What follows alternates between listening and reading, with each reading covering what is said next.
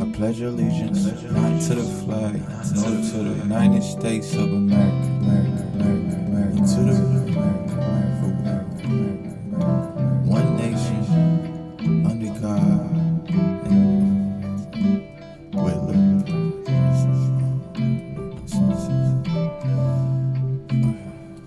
Look, yeah, first thing I say, I keep fall safe. That's before I leave the house on every day for any occasion.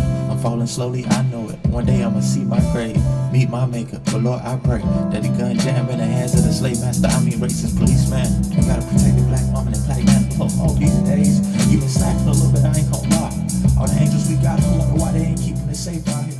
We need them on our side. I pledge allegiance not to the flag, nor to the United States of America, and to the one nation, under God, and with liberty.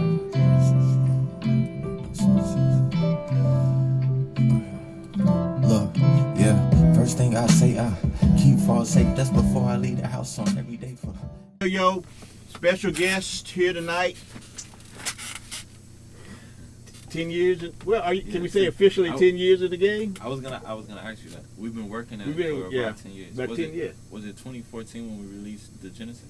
Yeah. Okay. Was it 2014 or 2013? We probably started working on 2013. 2013, and then we released it in 2014. Yeah, I got it on. Well, I got Farsight, so that was Genesis. So I got it on the wall, but we're down here in the basement, and BC is in town doing some things, and you know, I'm not. I guess a lot's happened in 10 years. You graduated, moved to New York, and got a lot of stuff going on. Actually, I got the video going too, and I'm gonna hold this up. Got some vinyl. You know, this is the real deal. The real deal. BC, keep fall safe. And you did a lot of live instrumentation on that. You know, I try to get in where I can fit in.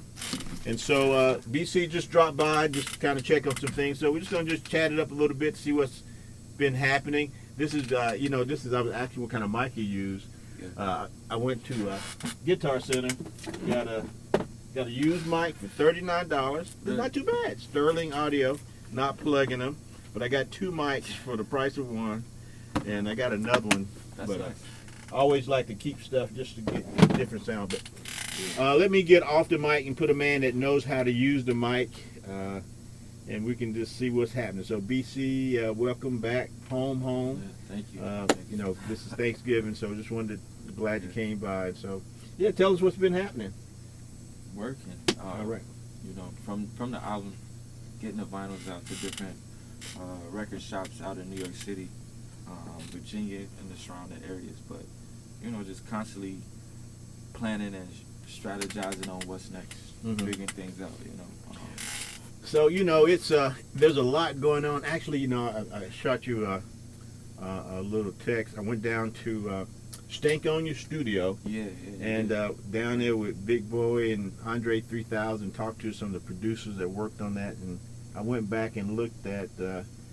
It was like, well, of course, it's the first hip hop album to win a Grammy Best Album. I think the Best Album, Best Everything, and you know, it's not a well, it's not what's happening today, definitely. Yeah. And so it's sort of like, you know, what's your thought about the state of hip hop? If there's a state, because because I'm old guy, old school. I got all analog, and I just kind of wonder, you know. Yeah, so there's different approaches to that question when you ask like the state of hip hop, because a lot of people will speak on the charts, or like, I don't think there's been don't quote me, but the top 100 or something. Recently I heard that, you know, there wasn't a hip-hop song, a rapper hip-hop song in the top 100 on the Billboards. I don't know which one. That's what I heard in the last year or something. That I could be incorrect. But when it comes to the state of hip-hop, a lot of people say it's lacking. like as an artist, I think there's a different perspective because I respect the art. Like different people bring different things to the game, and I respect each flavor or each niche genre that people bring. But I do what I like and what touches my soul and what motivates me and drives me to create. I feel like that is lacking a little bit in this day and age. That with the creativity of the artists of what they can bring, they're not bringing, or what? For me, it's more so the message. The message in the music also is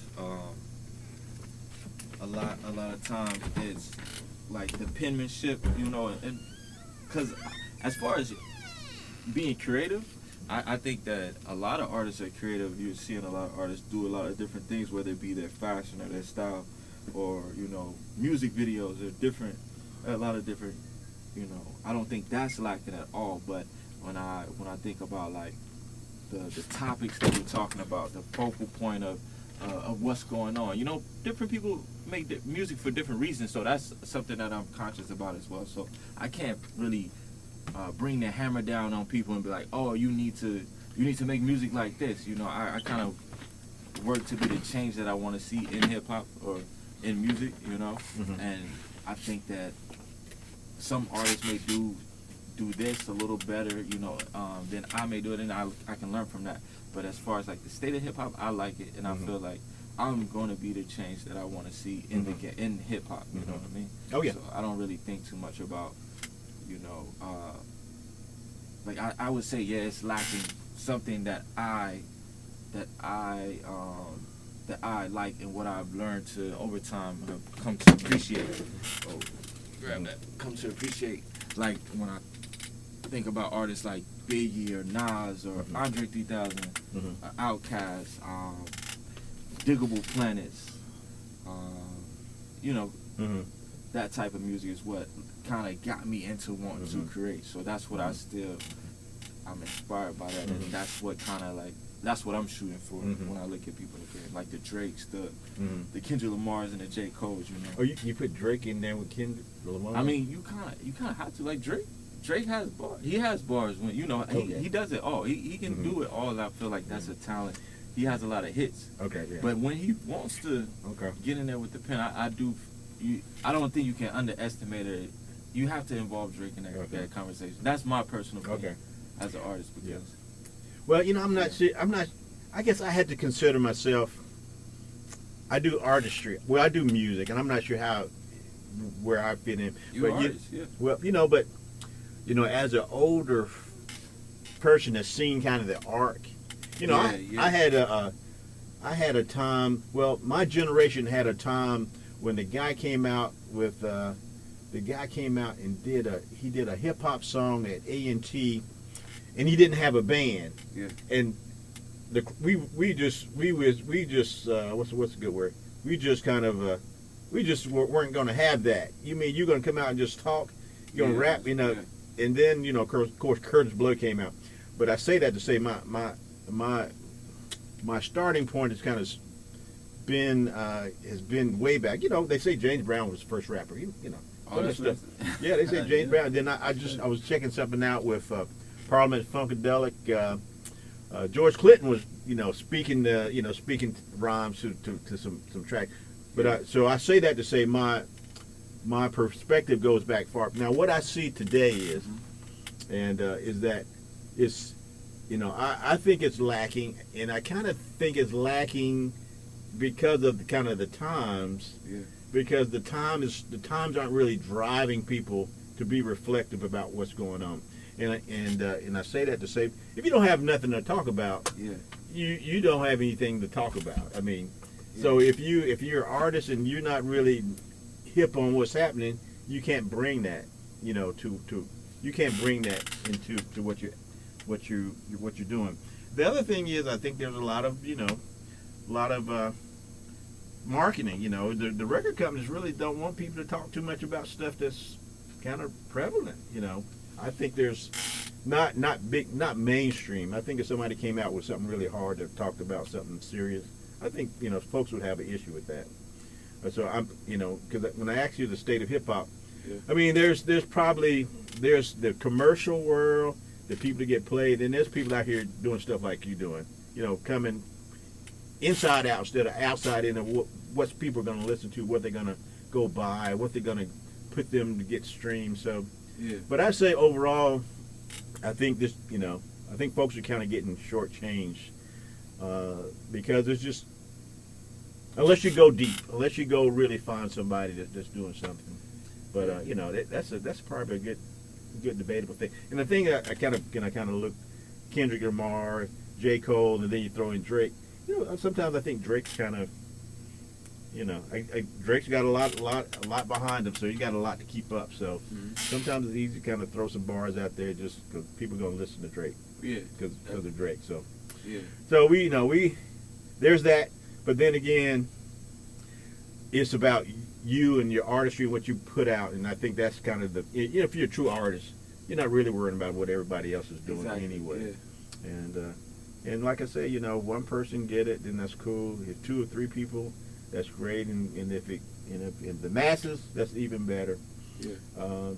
You're not trying to jump in front of crowds. You're trying to, like you said, you're going to move the crowd. You try to move the crowd with your craft. So my thing is, I've always said I'm a BC fan. Anything I can do to kind of help without, I appreciate out hindering, because I throw stuff out at you kind of quacky.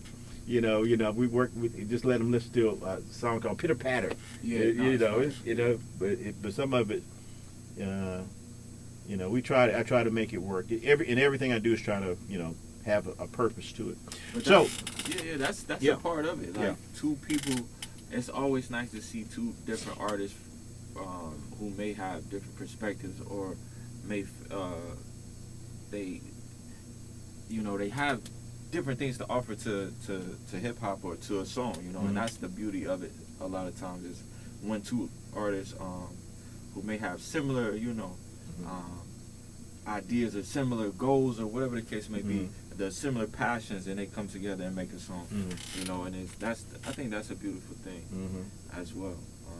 Well, recently Kendrick Lamar was rapping with Kodak, they were on the track, and you see that oftentimes like Lil Yachty, J. Cole have a track, and I think that's good for the industry and good for hip hop. When I don't want to separate it from young and old, old school, new school, but when you have that cross, working together or something, you know what I mean? I think that's a major part of hip hop in itself.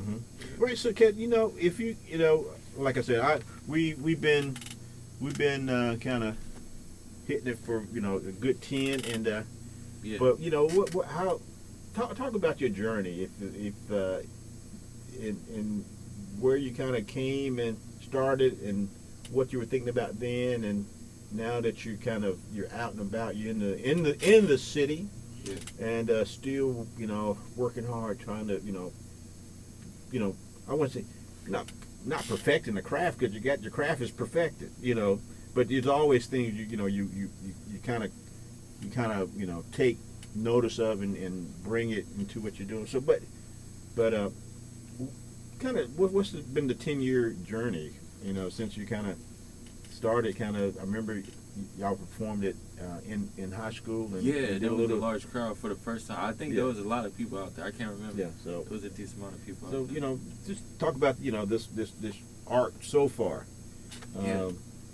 So for when we first started, I think what got me into it was the lyrics, the hardcore raps, the boom bap kind of the East Coast thing, and being from North Carolina, being from Charlotte, we have J. Cole, and back then we didn't have a lot of artists to look at. New York has a lot of artists. Atlanta has many artists that you can look up to who are playing on the radio station, very commercial.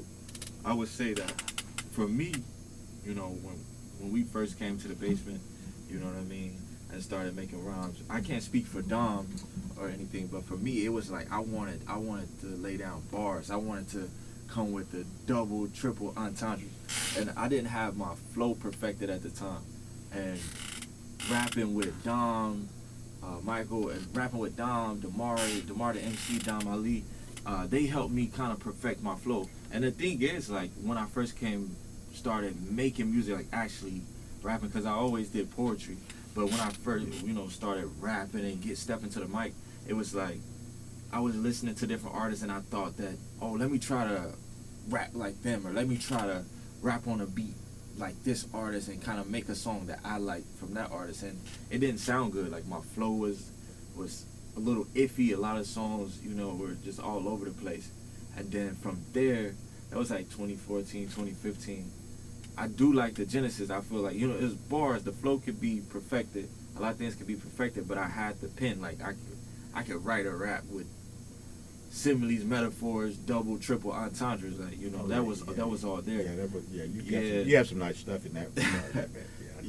And I like that stuff. But I feel like moving forward from that time period, I learned to kind of what I like to hear from myself, and what I like to listen to, learning to use my voice different ways, and to also get a message across and how to make a song, and I think that was a big part moving forward, is because you can rap all day and throw a lot of bars, but I actually want people to hear what I say and let listeners, enjoy the music and the craft as well. So I think definitely DeMar the MC, you, Dom Ali, helped me like kind of find like myself in that. And then, like, they say iron sharpen iron, and I feel like that was a big part, because like I said, when I came in, my flow was all crazy. I'm like, yo, DeMar had a nice flow, like, and we're using live instruments, you're playing live instruments, so it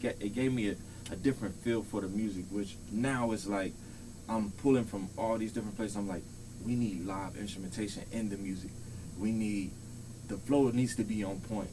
I still want the pen game to be strong, but I want the message to be there. I don't want to like bore people with just hard. I want the song to, each song to do its thing, and people to resonate with that song the way that they resonate with it. And I feel like with Keep Fall Safe, which is the last project that we released, is like I think it's very balanced in that aspect of, you have songs with bars, all the beats are fire, the different producers that we work with.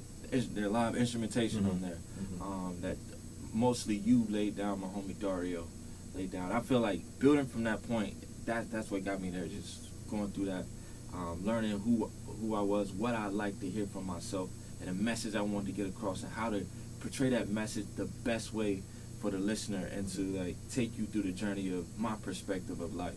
And that's what it is. I think my music is my perspective, what I want to see, the change I want to see in the world, my experiences in life, being, coming from where I come on, like the west side of Charlotte, but also being in the church, hearing that music as well. I think that played a major part on my music and my poetry where I first started as well, So I hope that answers your question a little bit. So, what does being in the city do for you? Oh, yeah, that's what I needed, because I've never experienced that. You see it on TV, like the ciphers, and who said this?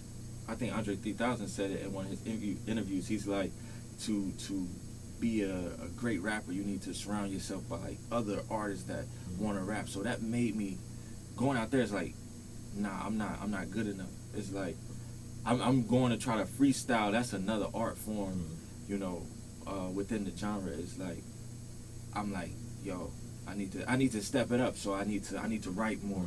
I need to practice freestyling and learn all the different skills, like sharpen my skills. And I think that made me like focus on the craft more. So being in the city, being surrounded by in that atmosphere, because I wouldn't say the record labels run the game anymore. You can TikTok, you have all social medias and a lot of different platforms. So I guess it's not like back in the day where you need, or people would say you needed a label or something. You can go print vinyls on your own. Like we have this vinyl here. But being in New York, it was like I'm here now, and I'm not I'm not at that level like to compete, because I mean, I guess, you know, rap is a competitive sport, and I do it for myself, but you know, you do compete, you have fun with it, and if you're passionate about it, you know, all of those different aspects come together. But that's what it did for me. It just really gave me a different perspective on, like, I gotta sharpen this skill. I gotta show up, continue to show up, and I say that a lot, like showing up, like getting outside, showing up to these ciphers, freestyling, even when I'm not comfortable, or like, you know, just putting myself out there, and that has done a lot for just like networking and my careers thus far, you know. Yeah, I'm holding up the album right now. I got it right here, BC Keep False. And I was just thinking, you know, I said, well, you know, you came by thinking about, but we were in New York, and Yeah. you freestyle. I got we went out. I think I might have said something, and then we went to L.A. You know, for the NAMM show. You know, kind of, you know, in the music. So that kind of brings two things. Your album, I mean, it is very nice, and you just mentioned you don't need record companies the way you used to, because there's so many ways to get directly to your audience and fans and get your work out. Yeah. You can see your executive producer, BC, Ryan Akil, and Ryan Akili and Ryan Schmidt. Yeah, those are two of the homies. And you know, you can do it yourself. I mean, has that been a transition, the business part, or the artistry, or is it just kind of with the artistry, you just get to the point where you got to handle the business, or kind of, you know, is the business just as is out front? Because I think a lot of people, you know, with my little studio here, you know, folks like to come in. I kind of think about people want something to put out so they can get them the VIP. You know, it's not like they're serious. They got what they want to say, but the business part of it, it's sort of like, I'm not so worried about that. But you know, what have you come to find in terms of the business parts of it? When you say that, I think about like when I play sports, and the coaches be like, some people are on the team to wear the jersey, you know, just to wear the jersey. But I feel like for me, I only have my perspective, and I know that I want to be independent, and that like a lot of times I wake up and I'm like, this is what we're doing. It's not easy, you know what I mean? It's like oftentimes you get what you ask for, but it's not easy. It's like it would be easier, you know, to have somebody take care of this and this for me. But I think that's something I learned along the way, because I'm very particular about a lot of things. I like to have my hands on every different part of the creative process, and I have a vision for myself. Like I know where I want to be in the next 5 years. I knew where I wanted to be. At that time, I didn't know how to get there. I had to figure that out and like kind of write that out and trial and error. But I know where I want to be. I know what I want to be able to bring to the city of Charlotte. Like I've seen other artists that inspire me, like a J. Cole or like a Jay-Z, or like, you know, different artists, even Kendrick with PG Lang. It's like, it's possible when I see other artists doing this. Like that's kind of my mindset, my mentality, and it makes sense. It makes sense in this day and age, you know, to where we can negotiate and have partnerships, and not so much be relying on, you know, other people to do things for us. But yeah, for me, that's what I like. Like I love, this is my passion, you know. So when it comes to the business, it's like that. I like that as well. Like it's a part of it, and I know it takes a community. It takes a team. It's not all me. Like I have a lot of people. You know, I have a circle of people. I won't say like a lot, but I have people very important and essential to what's going on. And for me to be here, it's not like I'm doing everything myself. Like you, Ryan Akili, Ryan Schmichty, even the homies that are making music with me, it's just like a lot of bouncing energy off of each other. And you know, but for me, I know that the business side is a part that I want to be involved in, and I I want to flourish just as much as the creative side. And there's a balance, and I feel like I've been blessed to have a lot of strong people, and people, like-minded people in my corner that, you know, push me and motivate me and assist me and give me ideas and, you know, open up my mind, point me into different directions. That it's like, I see that it's like we can do this. You know what I mean? What's, you know, in the city? I mean, I think I think I was up there for graduation, kind of the scene. The scene. Is there a scene, or is it? Because I think you kind of explained it to me once before about the kind of where it was at that moment, as far as I forgot what you told me. You know, I hear there's all kind of flavors of hip hop and what people are doing. What's happening there right now? I think, and how do you fit in with? How do I fit in? Yeah, I think as far as the scene, I think there's a little bit of everything if you look for it. But what the spotlight is on, it's not what I pay attention to. But I would say in the past few years, it's been like drill, the drill, that's right. The drill scene, and I think even more so, it's like sampling old songs, whether it be drill, whether you're doing R&B, whether it's like hip hop, rap, whatever you're doing. I think the sampling game is picking back up. Like, you know how Kanye sampled like a lot of old songs, a lot of hit 90s songs, a lot of hit 80s songs are being, even 2000s R&B and rap are being sampled now, and a lot of artists are then making their own song. And it kind of gets me to think about, like, recently I watched a documentary called I think it's called Mixtape. My homie Don Fletch showed, he played it while I was at his crib, and it's like, it kind of makes me think about that era of the game where people would take other artists' beats and like rap over them, even before they came out. And that's like the mixtape, like what a real mixtape is like you're stealing somebody else's beat, rapping over it better than, you know, what they, and like Lil Wayne is notorious for something. Like, that's somebody that I would look up to, be like, oh yeah, when it comes to mixtapes, I think of Lil Wayne. But I feel like the sampling kind of reminds me of like the mixtape era, and a lot of people are using that to leverage their career, make a hit song. And I think that's more so. And then with TikTok, it's like a lot of times, and you know, for me, I think about longevity, but not that it's the artist's fault, but I think that a lot of songs blow up on TikTok or different platforms, and it's like people may only know a little bit of the song, or people may only want to see the part where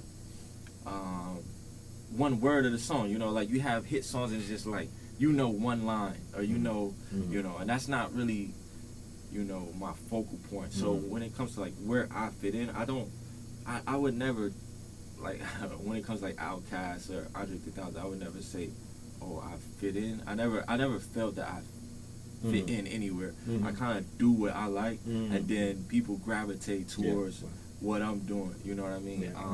Either you like it, you don't like it, but you respect it. Like, you know what I mean? I've had people like, oh, that's not really, but I respect what you're doing. I see like the passion and the work ethic behind it. So I don't think I fit in with, like, I think that I'm very like I'm someone that you like, okay, this guy's doing his thing and you see it for what it is and you take it for what it is. But I don't think I'm put into any category, unless it's like the top 5.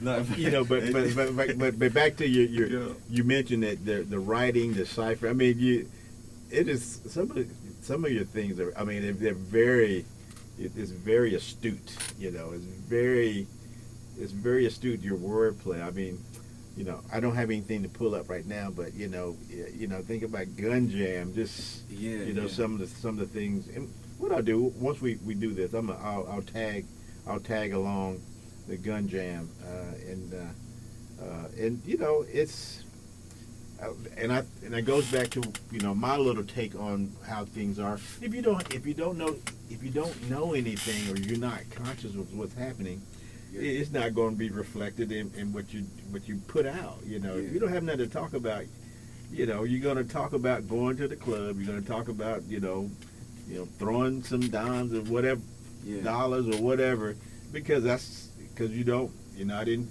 hip Well, you know, I think you're just not in tune to what's going on enough to be able to make that part of put it in a way to express it, to put it out. And, Yeah, and yeah, I have to stand up for other artists, you know, because I like I said, I respect the art. So a perspective that, like, I see what you're saying, and I agree, you know, that's definitely a thing. But I feel like I've come to terms with, like, you know, some people, I've heard other artists say, I don't want to make sad music. I don't want to, I want, like, I'm worried about how hard the beat hit. Yeah. So I think not that every artist is, you know, doesn't know what's going on or hasn't been through the struggle, but it's I'm more an old so. guy, so yeah. I think I'm a parent, old guy. no, that's why I'm, you know, this perspective is another perspective that you know I have to acknowledge, and I'm gonna stand up for other artists, but it's like, I think the perspective is like, I want to turn you up from.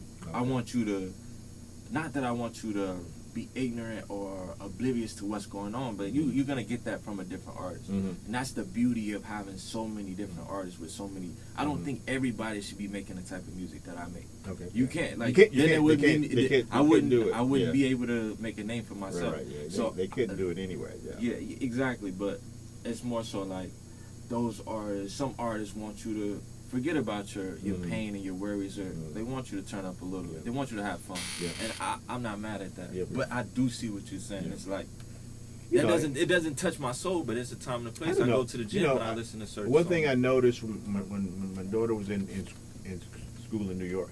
Yeah. New York had played everything. You know, we got in Charlotte, and I'm not going to poo-poo anybody what we got here, but you know, it's pretty. We got one couple of stations, and they're not going to play too much different from what the other station to play, because they want people, because somehow they figure it out or hearing this is what everybody, the masses want. So it really doesn't, you know, maybe my perspective from that standpoint, I don't listen to a whole lot of radio anyway. So, but you know, when I do turn on the radio, it's sort of like, oh, that's what y'all talking about. And I turn it on, oh, that's what y'all talking about. So I guess again, for me, it's generation, because you know, like I said, when I'll pull out some old Bob Dylan. I was listening to Bob Dylan the other day, and man, Bob Dylan he's a creative genius in that, you know, what he brought as a young person. But you know, the times are different. You know, Vietnam War, protesting, and a lot of music kind of stemmed from that. Marvin Gaye, what's going on? So you know, it's different. So that's part of it as well. But you know, but art is art, and there's no surefire way to. There's no guarantee that what you're doing is going to. You can't make it. You know, you can't make something. I mean, the only thing you can do is do it, and you can't make somebody like what you're doing. And I kind of I went down to Atlanta, and basically what it was is the Audio Engineer Society. And talking to the guys that mixed the albums, I'm thinking, okay. And I always go back to, if you got a nice song and a tin can, you know, that's all you need. But so there's no magic to this in terms of, it's got, you know, it's just creativity, and you're just hitting on what some folks like, and then, you know, if they can turn other people on to it as well. So, you know, as far as, you know, your creativity, you know, the poetry, you know, your artistry on vinyl, you know, you talked to me about maybe even doing some acting. Yeah. So you know, is that kind of still? That's definitely still. Yeah, I mean, we talked about some things that we want to do. I got a couple of things. Yep. It's all about timing. Yeah. So that's definitely something that's still on the plate, and you know, it's all about timing. And you know, when you work with a lot of people, it's just getting the schedules to align and to work that out. So I think, you know, that's definitely something I'm interested in, because, you know, as an artist, I feel like when it comes to music videos and the ideas that I have and bounce off of, like Jared Funderburg is like, he's a videographer that has worked with me, and we work together on a lot of different projects, and we're going to continue to work on a lot of different things. It's like the ideas that he bounces, sends my way, and that we discuss is like, I want that cinematic effect in the music videos to tell the stories, to tell, like, you know, to give people a visual aspect to the song, you know. So acting is something I'm definitely interested in, you know.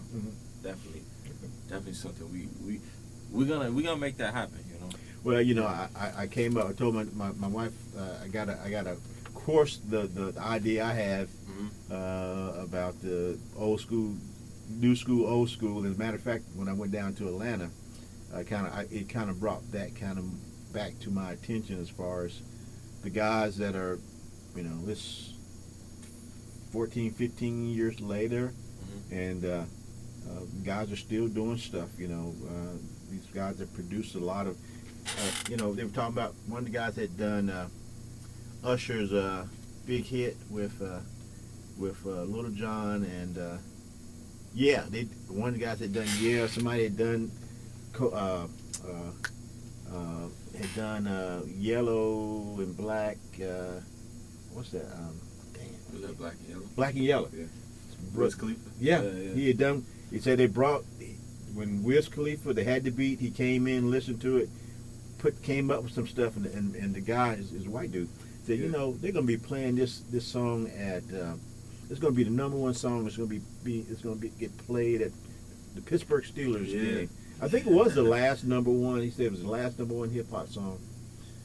Last song to go Billboard Top 100, and it happened. And they did. He said he thought the song was all right, but you know. Yeah. But it you know, it kind of it did a lot, you know. Yeah. So I say that to say, you know, there's a this is there if you put in the work, and I'm thinking, you know, like I said, this kind of 10 years since we kind of hooked up, and it'll be 10 years, and then it'll be overnight success. You know, that's the way. That's funny. That's the way. That's the way it goes, because people don't know the work that you put in. They're just like, oh, here you are. You know, so like that way. Yeah, I'm not mad at that. People find you when they find you, and you know, and then it's up to them to do their research and due diligence of the artist if they're into the artist like that, you know. But yeah, there's nobody that's. I guess there are nowadays. You can't put a song out and wake up to 1 million views. You know what I mean? That I guess that is the thing. To your very first song, I've heard it. It kind of doesn't make sense in my head. You know, it's kind of hard to like, wow, that's wild. But you know, even if that's the case, after that, there's a lot of work that has to be done, and most times there's a lot of work that has already been done. You know, even if it's like freestyling or writing, you know, your first song might have came out yesterday, but maybe you've been probably working on stuff, playing around with stuff for a long time. So, you know, Well, looking at the clock, we probably gonna get a good, got a great conversation. So what we're gonna kind of end up with, this is the day is end of November. You know, next month is December, and we know what happens after that is the new year, 2024. So, you got anything kind of laid out planning wise? What are you looking to do in 2024? Yeah, new music definitely in 2024. We have music that we want to get out. I really like the music that we've been working on. I have a lot of songs that I've been working on. I need to record, but definitely new music. Most likely a single, definitely single. Music videos, more vinyls. You know, shout out to the DJs that's been playing the music, and that will, you know, begin to play the music if you haven't yet. You know what I mean? All the record labels, the people at I said record labels, vinyl shops, record shops that have been, you know, buying the album, you know, or taking that for consignment, putting it on the shelf, you know what I mean, pushing it. Everybody that's been on this journey with us for the last 10 years, 9 years, even if you found out about us yesterday, you know what I mean, welcome aboard. Yeah. Well, you know, I'm going. I'll be kicking and screaming until I get something going. I'm trying to, like I said, I'm trying to get all this stuff, but we're trying to get something going. Hey, and you know, 2024 is 2024. You can make something happen, or you can let it go by. Yeah. But man, I like to come out and check you out on that European tour. That's gonna be cool. That's another thing. That's gonna happen. That's gonna be cool. That European tour. Yeah. So as as we kind of wrap up, kind of tell people how they can hit you up. What's all your DMs and your contact. I'm not really hip in. I got Facebook, and my students tell me Facebook is old. So, but how can folks get in touch with you? So, IG, X, formerly known as Twitter, I guess that's what everybody said, is BC704, like before Christ. 704, like, Charlotte, North Carolina, the area code is 704. So BC704, they can find me on. So that's at. You got to put at BC704. My website is BC704.com. On all streaming platforms. Bandcamp, I think it's bandcamp.com.bc704. That's something like that. Okay. You can find me on Bandcamp, where you can purchase everything on all streaming platforms. If you want to search BC Keep Fall Safe, you'll find Keep Fall Safe, the album there, and you'll hear what we've been working on, and you'll come along on this journey with us. All right. Yep. So keep moving forward. We gotta keep moving forward. I call it. Yeah. There's a lot of ways that people do. You can lay down and let stuff pass you by. You can get out and keep you going. Yep. So we're gonna end it there. We got a lot of stuff. Like BC has a lot of stuff coming on out, and like to gotta just keep the old and get with the new, and so looking forward to 2024 and then hearing great things from BC. Appreciate All right. you for having me, man. All right, man. Yeah. That's right. Okay, cool. Let me just see.